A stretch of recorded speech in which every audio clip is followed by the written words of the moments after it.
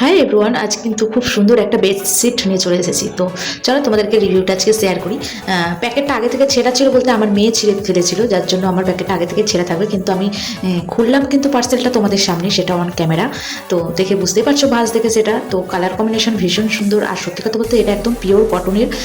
Online থেকে অনেক bedsheet নিয়েছি, বাট কিছুটা পলিস্টার কাপড় অনেক রকম মিক্স থাকে, বাট এটা কিন্তু একদম কিন্তু পিওর কটনের।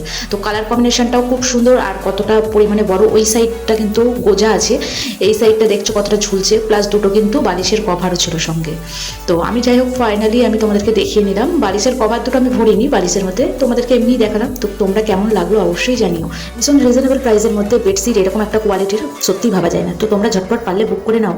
আর হ্যাঁ, আমার বেডশিটটা কেমন লাগছে অবশ্যই কমেন্ট করে জানিও। বাই, আজকের মতো টাটা, পরের ভিডিওতে আবার দেখা হচ্ছে।